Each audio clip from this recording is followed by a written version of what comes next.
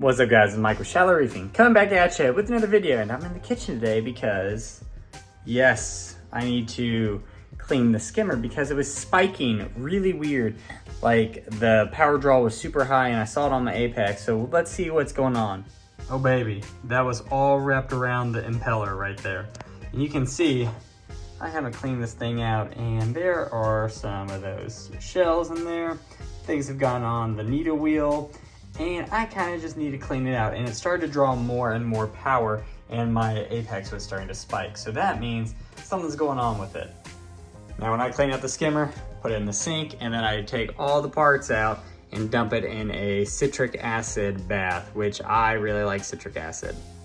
This is pretty much my go-to citric acid because it smells wonderful and it was cheaper.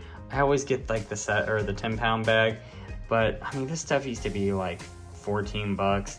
Now with all the shipping and stuff, I'll put a link down below, but it's probably in the 20s. So one of the things I really like to use when I'm cleaning out any of my equipment are these like hook and pick sets. I got this at Harbor Freight. It's a Pittsburgh style one. And I mean, you know, they're kind of like dental picks. You can find them at flea markets and stuff. But I think that was like $8 and I can use it and clean out all this gunk in here. So let's clean up the rest of this and throw it in the citric acid bath and then put it back together in a little bit. Yeah, that is insane, everything that was in there. So there's 1, 2, 3, 4, 5 shells that were in there and all this other gunk. Into the bucket you go, cleaning you up, and then we will put you back together. Also, one thing I noticed, this little piece goes to the bottom of my little plate, and I'm guessing there's supposed to be 4 and I only have 2 on here, so one of them's definitely gone. I'm gonna try to look for it in the sump. Overall though, what's really causing my pump to kind of get clogged up with junk, it's definitely the quilt batting. Now it's not clogging up as much as it used to, but I still have this quilt batting and I put it over top this coarse little filter sponge to kind of collect any of the excess gunk from it.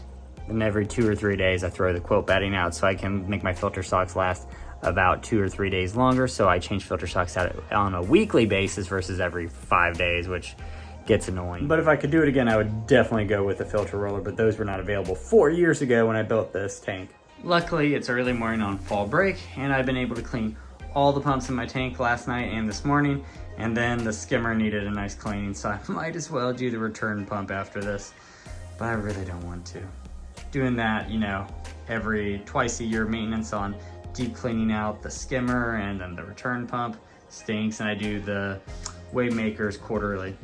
I don't know if you can see that because it's all dirty. It's 1.27 is right there. It's at 1.28. So meaning my refractometer is just a little bit off and probably need to get a new one after all these years, even after recalibrating it. And I know it was off because when I looked at my electrical conductivity, I saw that was high. The density was high. My salinity was 37 ppt. On my refractometer, it was 36. I was like, that's a little high, nothing to worry about. But no, it's actually 37.29. So yeah, definitely need to figure out what to do with my refractometer. And if you've been around the channel, you know that I've been looking at multiple means to check my salinity, and the refractometer seemed to be the best, but it's drifting after all these years. I've had it for about 7 years, so probably need to pitch it and get a new one. So it's about 2 days after I was about to upload that video, and my skimmer is just not even taking in air. I don't know what's going on, but that needle wheel is not moving. Let's see what's going on. Well, it looks like it's going full bore now. So what I think happened was down here, you can see there's that like little venturi for the air intake. It wasn't seated all the way properly back in there. No matter how hard I pushed, I had this flush all the way back in the little housing right in there. And now I've kind of moved it forward and it's looking way better. So let's put this back on and see how much this overflows. All right, that puppy is dialed in. So first time ever that the skimmer has actually done that, but I don't know, had it for 4 years, it's been pretty solid. All right guys, so if you learned anything from this video, it is to double check your equipment. Do your maintenance, because during those maintenances, You're gonna find things that are amiss, like my skimmer. Do your testing, and also probably throw in an ICP, because you're gonna see, oh hey, my salinity is off and my refractometer was messed up. So you can see my pulp extension, my Garf Bonsai, is amazing right now on these tips. My pulp extension's starting to come back because I'm trying to drop my salinity slowly, but it's gonna take a little bit. I'm not gonna try to shock the system and do it all in like a day or two. I have been slowly, decreasing my salinity. I can see my pulp extension is coming back, and my Walt Disney's colors are gonna start coming back. This Walt Disney is extremely robust because I've done stupid stuff to this tank and it is just doing well. Still staying there. The colors aren't perfect, but it's doing all right.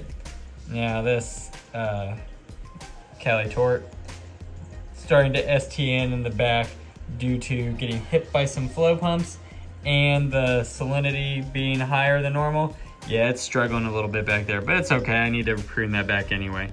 So guys, if you like what you see here and you want to see more, click the subscribe button, give me a like, give me a comment below, and let me know how you like this content. And as always, I will see you later.